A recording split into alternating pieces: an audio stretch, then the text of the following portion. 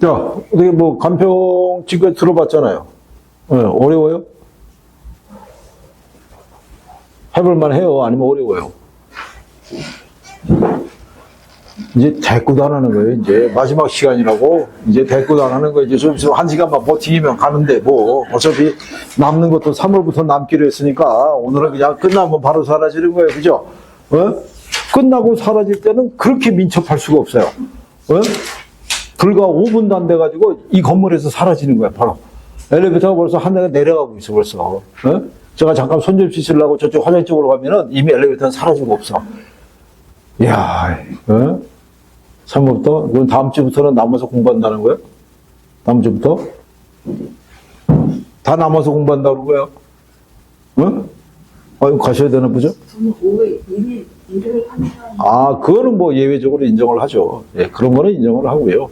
그렇지 않은 분들은 남아서 공부하시는 걸로. 그렇다고 해서 갑자기 없던 일을 만들어 오면 안 되는 거예요. 공부를 일단 해서 좀 집중해서 실력이 팍팍팍 늘어나야 되잖아요. 그죠? 어쨌거나 오늘 마지막 시간이고, 윤총각은 오늘도 감기 몸살로 인해서 결석을 했고, 그게 벌써 2주차가 돼가지고, 일주일 전에 녀석이 무슨 뭐 자기 생일 뭐 이러면서 간다고 했는데, 아니 생일 파티하러 가서 감기 몸살 걸려서 왔다는 거예요? 아니 거기 그 무슨 할머니 할아버지가 무슨 체력이 있으시다고 얘하고 밤새 놀았단 얘기야? 도저히 납득이 안 가는 상황이에요 지금. 그러더니 감기 몸살 때문에 계속 내가 톡 올라온 거 봤어요. 계속 감기 몸살 때문에 오늘은 인강을 들었는지 안 들었는지 내가 확인해 보면 할 일이고, 그거는 참 진짜. 자, 그래서 우리가 세 번째 하는 게 뭐냐면 감가 수정이에요. 근데 참고로 보시면 이런 거예요. 자, 지난번도 얘기 드렸지만 원가법에서의 출제 포인트는 감가 수정이에요. 그리고 뒤에 나오는 거래사례비교법은 사례 선택 기준이 포인트가 되고 수익환원법은 환원율이라는 게 포인트가 돼요. 출제할 때. 그러니까 그쪽에 당연히 회차가 많이 나올 수밖에 없는 구조예요.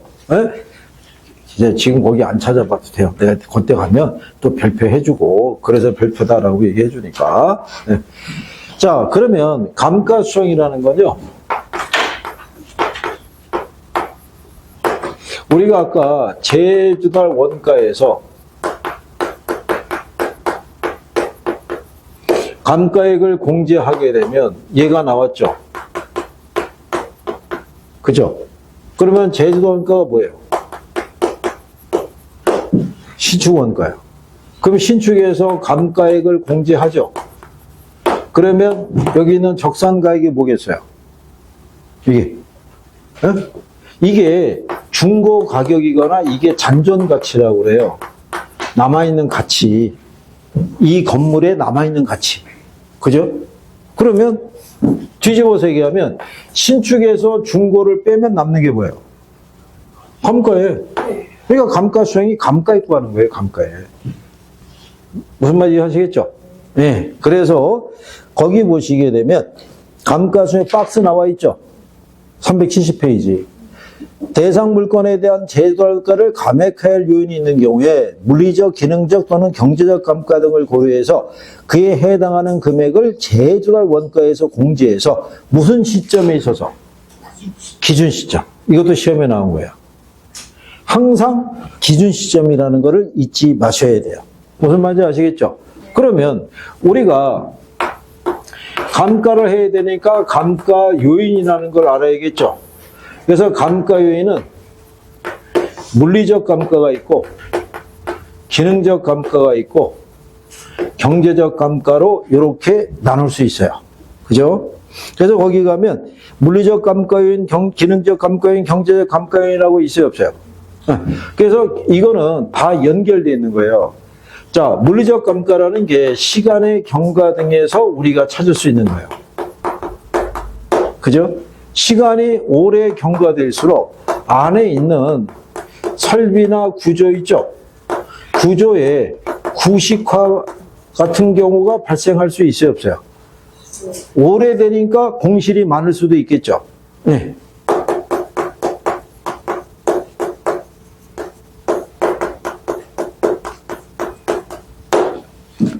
이렇게 해서 감가율을 우리가 산정할 때, 자, 그러면 이 기능적 감가를 구하기 위해서 우리가 무슨 원칙을 적용해야 된다고 얘기했어요?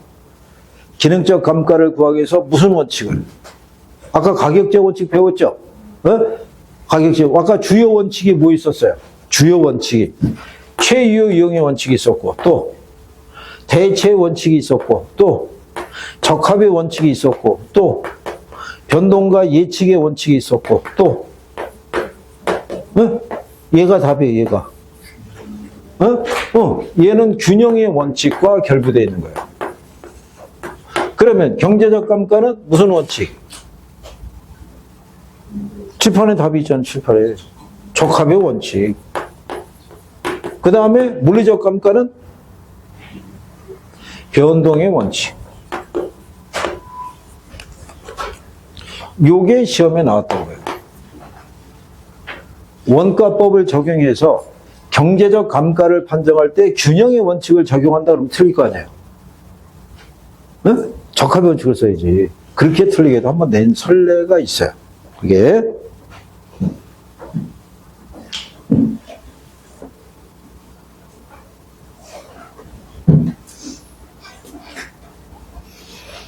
그 다음에 옆 페이지에 가면 감가수원과 감가상각의 차이점이 있죠. 일단 별표는 해놓으세요.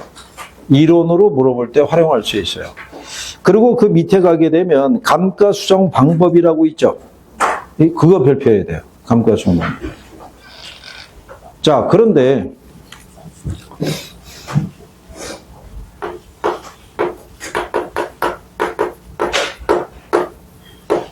방법을 보게 되면요. 뒤로 넘어가셔서 372페이지 있죠. 요게 이런 게 있어요. 내역연수 기준법이라는 게 있고요. 관찰 감가법이라는 게 있고요. 그 다음에 분해법이라고 있고요. 이거를 내구성 분해 방식이라고도 얘기를 해요. 일반적으로 요거 세 가지를 직접법이라고 그러고요. 그 다음에 시장 추출법, 임대료 손실환원법이라고 있어요. 이걸 간접법이라고도 얘기하는데 얘네 둘은 시험에 나온 선례가 없어요. 시장 추출하고 임대료 손실환원법에 대해서 나중에 뭐 심화과정 가면 한번 설명을 해드릴 거예요. 해드리는데 여기를 기준으로 해야 되는데 내용연수 기준법 안에 가게 되면 정액법이라는 게 있고 정률법이라는 게 있고 상환기금법이 있어요. 여기쯤 오면 이제 학생들이 싫어해요. 왜 싫어하겠어요? 종류가 많아지니까. 그러니까 싫어지고 여러분들이 지대로 싫어하는 이유가 뭐겠어요? 리카도만 있었어도 그냥 내가 참으려고 그랬었는데 리카도를 위시해서 뭐 튀넨 마르크스부터 해서 쭉 나오기 시작하니까 그때부터 싫어지기 하는 거예요. 얘네도 이렇게 등장하면 싫어해요. 근데 주로 여기까지만 써요. 그죠? 그런데 얘 또 다른 표현이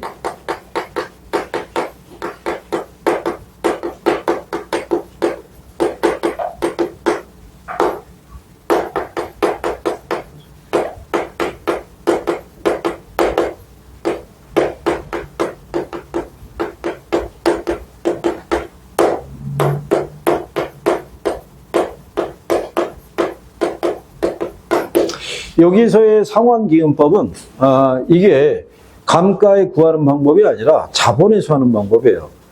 근데 1930년대는 감가상각과 자본회수 개념이 구별이 안 됐을 시기예요. 그래서 그때 당시에 여기에 들어가 있는데 근래는 이제 자본회수의 논리다라고 이제 학자들이 얘기를 해요.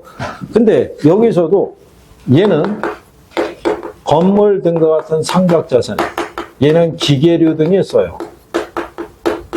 그리고 얘는 광산 등에 써요.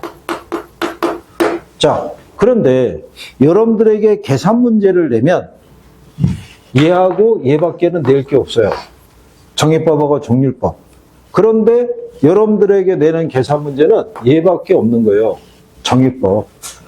왜냐하면 원가법이 건물의 그 가치 구하는 거잖아요. 그럼 건물의 감가액 구하는 방법이 뭐예요? 정해법이니까. 그래서 감가액 구하는 계산 방법은 정해법만 내는 게 원칙이에요. 그래서 여러분 시험에 만약에 여기서 계산 문제가 10번이 나왔다 그러면 한 번을 제하고는 다 정해법을 물어본 거예요. 그래서 예제가 나오면은 정해법으로 구하라고 명시가 돼 있어요. 그죠? 여기 해놨잖아요. 그래서 건물의 감가액은 무슨 법으로? 정해법으로. 그죠?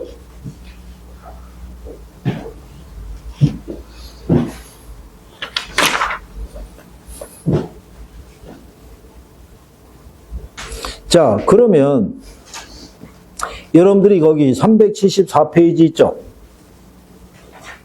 거기 가면은 예제 문제 있어요, 없어요?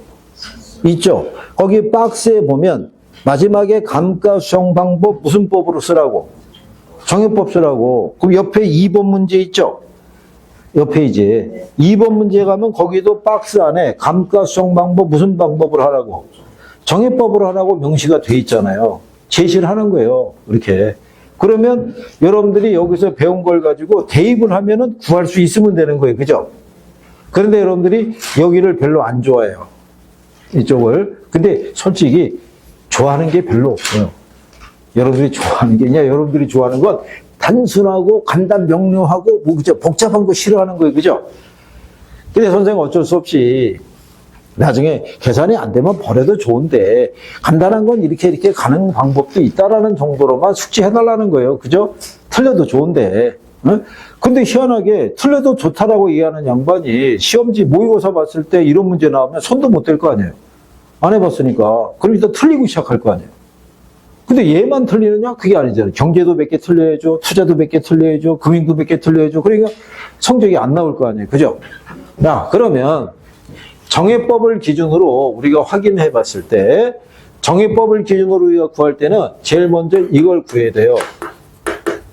매년에 뭐를? 감가액을 구하면 감가 누계액을 구할 수 있어요. 근데 왜 감가 누계액을 쉽게 구할 수 있냐면 감가 누계액은 매년의 감가액에다가 경과년수를 곱해서 구해요. 나중에 경과년수의 차이를 세분해서 알려줘요. 이게 실제 경과년수가 있고 유효 경과년수로 나눠지는 거예요. 그건 나중에 알려드릴 테니까. 근데 정해법하고 정률법의 공통점이 뭐냐면 경과년수를 알고 있다는 거예요. 뭐를 알고 있다? 우리 거기 2번 문제 보시면 자 기준 시점이 2023년이죠. 거기 보면 사용 승인일이 언제예요?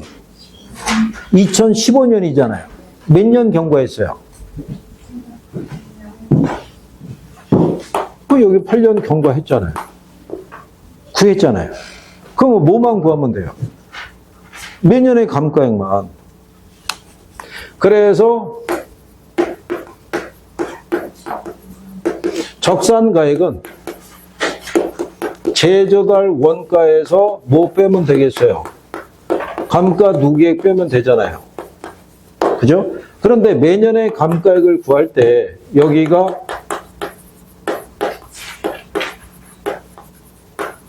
경제적 내용연수분에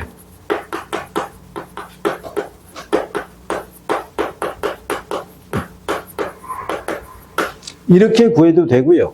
이거를 경제적 내용연수고 제조달 원가에서 잔존가액을 빼도 돼요. 똑같은 거예요. 구할 때 그러니까 요령이니까. 자, 그리고 그거는 뭐 경제적 내용연수의 구성은 뭐 다음에 해드리고. 그럼 제일 먼저 거기 보시면 2번 문제예요. 대상 건물의 현황이 자 철근 콘크리트 단독주택 연면적이 250이에요. 8년이 경과했고 신축 공사비가 얼마래요? 120이잖아요. 그죠? 120인데 그 밑에 간에 건축비 지수가 나오죠. 자, 2015년에 100이었던 게 2023년에 150이잖아요. 그럼 100분의 150이니까 얼마? 1.5잖아요. 그러면 120에다가 1.5를 곱해야 되겠죠. 그렇죠? 1.5 곱하면 얼마 나오겠어요? 네? 180 나오겠죠? 그럼 180에다가 연면적 250 있죠? 얘를 곱해야겠죠? 응? 평방미터당 180 나온 거니까. 곱하면 얼마 나와요? 응?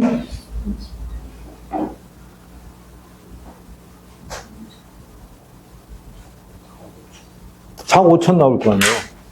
이거 저기 다음번에 할 때 계산기 갖고 와야 돼요. 아니 아무리 여러분들이 암산으로 계산하는 능력이 뛰어나도 그렇지 그게 계산이 암산으로 쉽게 되겠냐고요. 그죠? 그렇다고 우리가 이걸 단체로 구매할 수도 없잖아요. 그죠? 개인의 성향이 있는데. 근데 단 지난번에 경고는 했어요. 계산이 취약하신 분들이 있죠? 우리가 지난번에 이랬잖아요. 이거 얼마예요? 이거 1억이라고 1억. 10,000원이라고 하면 안 되는 거예요. 단위가 10,000원인데. 그렇죠?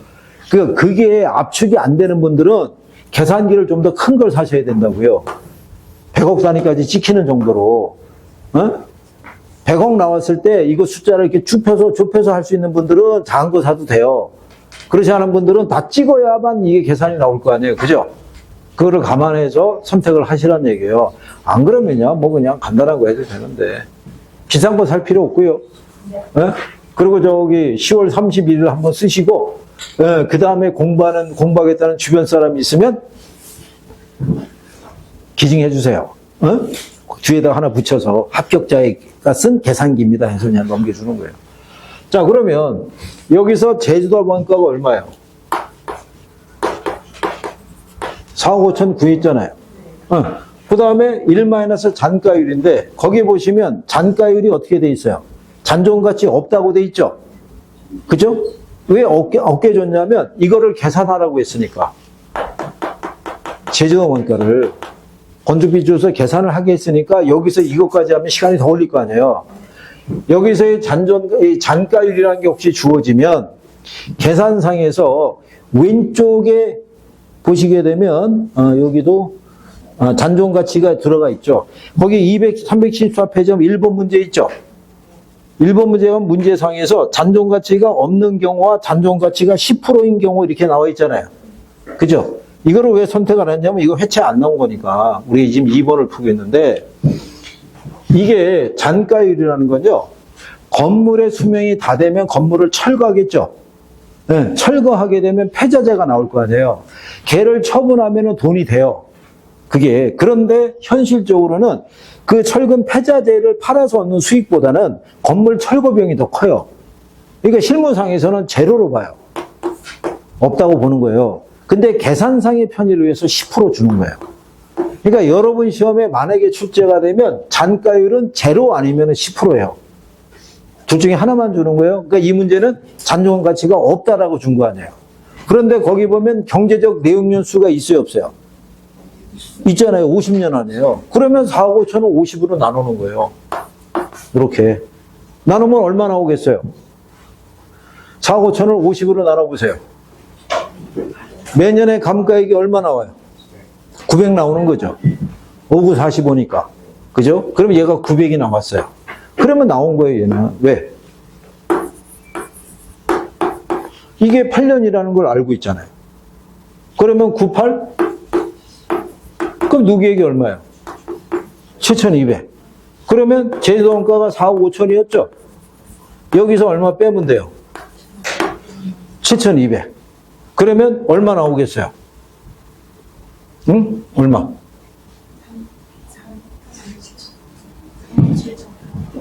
그러면 나오는 금액이 3억 7천 얼마 나올 거 아니에요? 그죠? 3억 7,800. 그러면 답이 5번일 거 아니에요? 그죠? 무슨 요령인지 아시겠어요? 얘도 대입하는 요령을 알면 정해법으로 하는 거는 구할 수 있어요. 간단한 논리라고 그러면. 네, 근데 제가 이제 얘기하는 거는 그래도 나는 이게 복잡해. 그럼 버려도 된다는 거예요. 버려도 좋은데 다만 다른 계산 문제를 풀고 그래도 시간이 남으면 한번 도전해 볼 수는 있다는 얘기예요. 근데 처음에 아예 대입하는 것 자체를 모르면 도전 자체가 성립이 안 될 거 아니에요. 그죠? 그러니까 이렇게 구하는 거다라고 과정을 알려드리는 거예요. 그리고 여러분들이 포기를 하든 도전을 하든지 간에 선생은 연습 문제는 계속 줘요. 해보라고. 그럼 시간이 지나면 조금씩 낮을 수 있어요, 없어요? 그런 거예요. 그죠? 그래서 정해법을, 그러면 여러분들이 한번 이렇게 보세요. 정해법의 논리니까 매년의 감가액이 어떻다는 거예요? 이렇게 있으면 여기에 매년의 감가액이 얼마로 나왔어요? 900인 거예요, 이렇게. 응? 매년의 감가액이 어떻다? 900인 거예요. 그래서 균등삼각법이라는 거예요. 무슨 법? 균등삼각법. 근데 자, 1년 차, 2년 차, 3년 차, 4년 차 이렇게 갔을 때 1년 차는 누계액이 900이죠. 2년 차는 얼마예요? 1800이, 3년 차는 2700, 3600 이렇게 나올 거 아니에요. 그러면 경과년수의 정비례해서 감가 누계액이 증가하죠. 그래서 직선법이라는 거예요. 경과년수의 정비례해서 감가액이 증가한다고 그래서 무슨 법이라고 그런다? 직선법이다.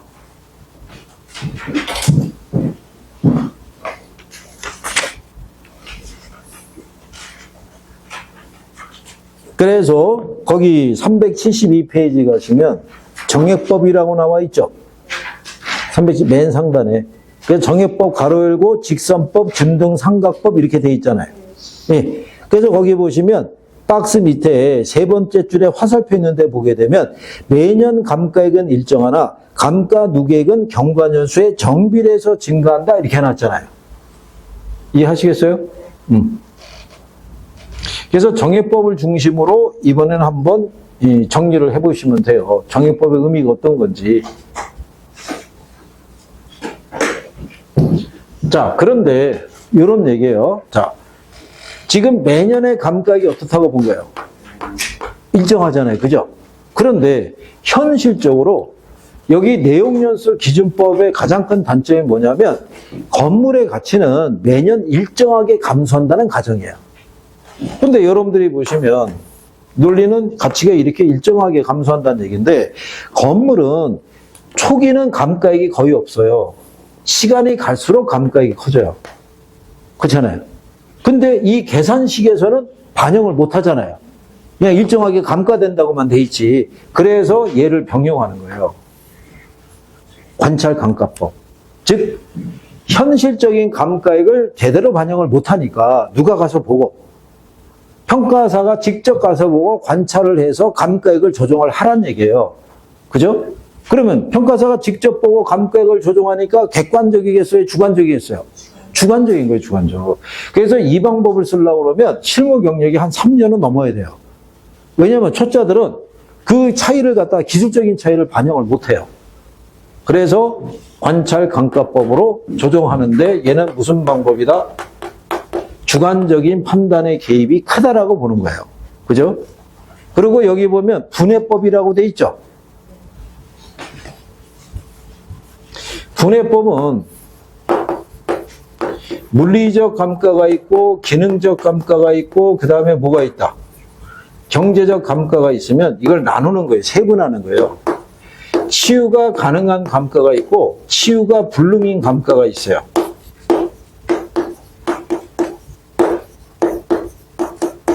얘는 치유가 불능인 감가밖에 없어요. 그죠?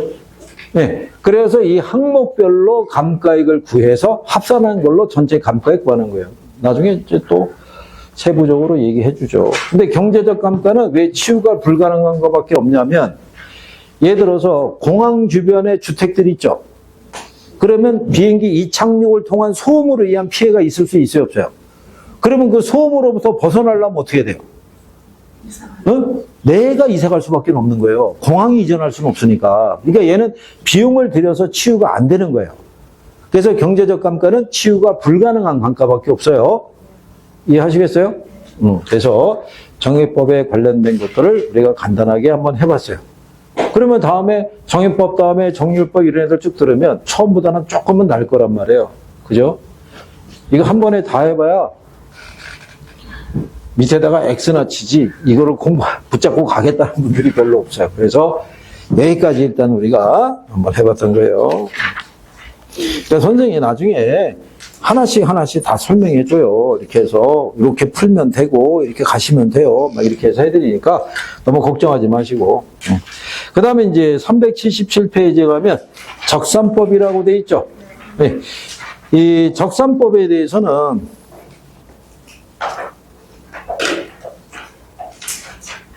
거기 보시면 대상 물건의 기초가액에 기대율을 곱해서 산정한 기대수익에 대상 물건을 계속해서 임대하는 데 필요한 경비를 더하여라고 돼 있죠. 더하여의 밑줄. 더하여. 이거를 공제한다 그러면 틀리는 거예요. 그게 간단한 논리로 말씀을 드리면 적산법에서 그 박스의 식을 보면 제일 먼저 무슨 가액이 나오냐면 기초가액이라고 나오죠. 이 기초가액이라는 건 부동산 전체 가치를 얘기하는 게 아니라 투자자가 이 임대 사업을 하기 위해서 투자한 돈 있죠. 그것만 얘기하는 거예요. 여러분들이 10층 건물을 건설을 해서 전체를 임대를 줄 수도 있지만 그 중에 한 층만 분양받을 수도 있어요, 없어요? 있을 거 아니에요. 그때 들어간 비용이에요. 근데 내가 들어간 돈이 10억이에요. 근데 거기에다가 내가 임대사업에 투자했으면 나름대로 기대하는 수익률이 있어요, 없어요? 그게 10%예요. 그래서 그러면 여기다가 10%를 곱하면 나오는 게 얼마겠어요? 1억. 이것의 명칭을 순임료라고 그래요. 그래서 거기 기초가액에다가 기대를 곱하면 가로 열고 순임료라고 돼 있죠. 여기에다가 얘를 가산하는 거예요. 얘를 왜 플러스 해야 되냐면 이 경비라는 거는 이 수익을 올리기 위해서 발생한 경비를 얘기하잖아요. 근데 만약에 경비가 2천만 원 들었어요. 근데 얘를 만약에 공제하잖아요. 그러면 1억에서 2천을 공제하면 8천밖에 안 나오잖아요. 그러면 투자자의 기대율이 충족이 안 되죠. 그러니까 충족을 시키기 위해서는 가산을 해야 된다는 얘기예요. 무슨 말인지 아시겠어요? 그래서 총임료라는 표현을 쓰는 거예요. 그래서 세 개의 방식에서 구하는 임대료들은 다 총임료, 다른 말로 실질임료라고 그래요. 무슨 임료? 실질임료. 그래서 이게 총임료라고 되어 있는데 총임료보다는 무슨 임료? 네, 실질임료라는 표현을 써요. 그리고 거기 적용 방법에 기초가액이 있고 뒤로 넘어가면은 기대율과 환원율 비교 이런 거 있죠. 뒤에 박스에 참고사항이에요. 그리고 옆에 이제 가면 필요적용비 항목 있죠. 그것도 참고사항이에요. 안 나와요. 왜 안 나오냐면 여러분들이 이거 해봤잖아요. 유효 총소득에서 영업경비 빼면 순영업소득 나온다. 이거 투자론에서 했어요, 안 했어요? 그러면 여기 영업경비에 감가상각비 포함해야 하네요. 여기 응? 포함 안 한다고 그랬잖아요, 이거. 이게 평가상의 경비하고 회계상의 경비 항목이 틀려요. 여기는 감가상각비를 반영한다고 돼 있다고요. 포함한다고. 그죠? 그러니까 이 논리가 안 나온단 말이에요. 투자론에 그게 나오지. 그래서 웬만한 교과서 보면 이게 생략돼 있어요. 경비 항목이. 그러니까 괜히 경비 항목에다가 별표하시거나 경비 항목에서 아니 여기는 감가가 들어가는데 여기는 감가가 안 들어가는데 여기는 들어간다 뭐 이렇게 할 필요도 없는 거예요. 무슨 말인지 아시겠죠? 그러냐? 이거 참고상이다 이런 얘기예요. 그걸 왜 여러분들에게 하라고 얘기를 하겠어요. 그죠?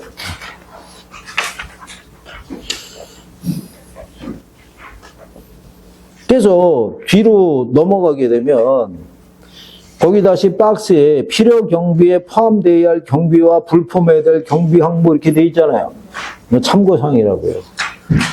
아니 그러니까 여기는 포함해야 될 경비 항목에 감가상각비 들어가 있잖아요. 그죠? 근데 우리 투자론에서 경비 해봤어요? 안 해봤어요? 해봤잖아요.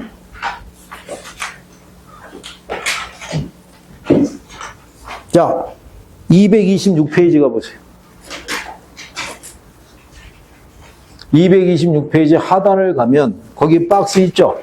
별표 해놨죠? 그죠? 거기 불포함 항목에 이 세 번째 감가상각비 있어요? 없어요? 있잖아요. 여기는 불포함 항목이잖아요. 근데 여기는 포함 항목이잖아요. 이쪽에. 그러니까는 이걸 기준으로 낸단 말이에요. 이거를. 네? 그러니까 그거는 참고하셔도 되더라 이런 얘기예요. 그리고 달리 얘기하면은 투자 분석 기법이 평가 기법이에요. 연결할 때. 그래서 그 내용까지 정리를 해봤고, 그 다음에 옆에 이제 381쪽에 4절을 가면은 비교 방식이라고 있어요. 비교 방식.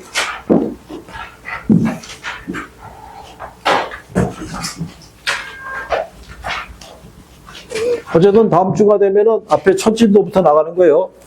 좀 나가고, 여기 뒤에 거 남은 거는 제가 시간 봐가지고 한번 풀이를 해드릴 테니까, 그건 걱정하지 않으셔도 될 것 같고. 왜냐면 또, 우리 이제 김총하고 여기 계신 분하고 이제 이게 처음 등장했는데 간평을 듣느라고 얼마나 애로사항이 많았겠어요. 그죠? 그러나 다음 주가 되면 우리 3월 달부터 깔끔하게 앞에서부터 간다 이런 얘기예요. 그러니까 이거 오늘 조금 일이 있어서 일찍 가시더라도 괜히 복잡하게 인강 안 들으셔도 돼요. 뒤에 거 간평을 들으려고 그러면 용어는 이게 낯설으니까 이제 새로운 마음으로 3월부터 열심히 해야지 빠지지 않고 그렇게 한번 생각하셔도 돼요. 집에서 인강 보는 게 쉽지가 않아요. 여기 아마 인강 봐갖고 성공한 사람들이 별로 없을 거예요. 그죠? 폼은 잡아봤어요. 책상에 틀어놓고 폼은 잡아봤는데 소리는 들어봤어요. 그런데 집중이 된다 안 된다? 집중 안 되는 거예요. 그거 쉽지 않은 거예요. 그래서 이게 수업 시간에 집중력 있게 잘 들으시고, 그리고 집에서 저거 왜 일주일마다 자료를 드리겠어요? 복습하라고 자료 드리는 거 아니에요? 오늘 그래서 2장이나 드렸잖아요. 간편까지 포함해서. 수집하지 마시고 2장. 예, 고생하셨습니다. 예, 다음 주에 뵙겠습니다. 예. 이렇게 잘 정리하시고. 그러면, 거래 사례 비교법의 어떤 건지에 대한 거를 설명하고, 오늘은 마무리 해드릴 테니까, 그렇게 생각하시고, 표정이 우울한 표정인 걸 보니까, 새로운 단원을 들어갔다고 지금 표정이 우울한 거죠? 저 인간이 저렇게 얘기할 때는 좀 일찍이라도 끝낼 줄 알았는데 계속 지금 올라가니까 표정이 삐진 거예요. 근데 페이지를 넘기는 게 심상치 않은 거야. 부드럽게 안 넘기고 이러고 넘기는 거예요. 이제 봐라 이거지 이제. 이걸 꼭 오늘 해야 되냐, 다음번에 해도 되지, 이런 얘기야. 그럼 이제 선생님이 툴을 달아요. 그럼 다음 달부터 열심히 할 거예요? 그러면 이때는 대답이 제일 크게 나와요. 네! 라고 얘기해요. 남아서 공부하실 거예요? 네! 라고 얘기해요. 그리고 다음 달부터 사라지는 것도 안 보이는 거예요. 그냥 똑같은 거예요, 그거. 한두 번 해봐요. 그죠? 참. 여기, 요것만 기본적으로 해드릴게요. 비교 방식에 가면, 거래 사례 비교법이라는 게 있어요. 거래 사례 비교법에서는 사례 가격에다가 사정 보정과 시점 수정과 지역 요인 비교와 그 다음에 개별 요인 비교, 거기에다가 면적 비교 하면 비준 가액이라는 걸 구할 수 있어요. 그러니까 비준이라는 건 사례 가격과 비교해서 거기에 준하는 가액을 구하라는 거예요.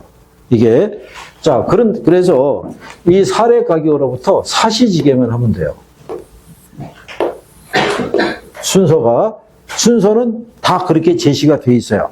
그 다음에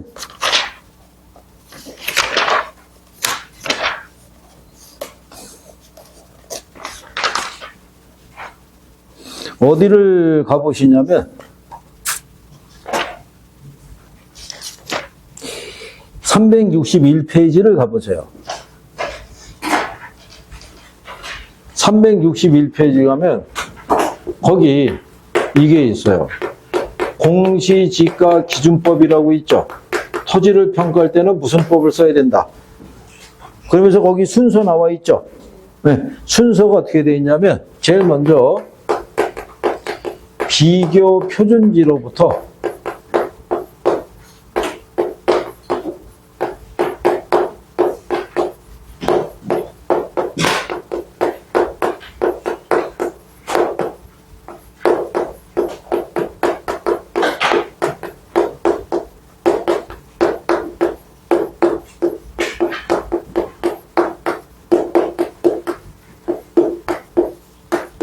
얘는 식이 이렇게 되어 있는 거예요.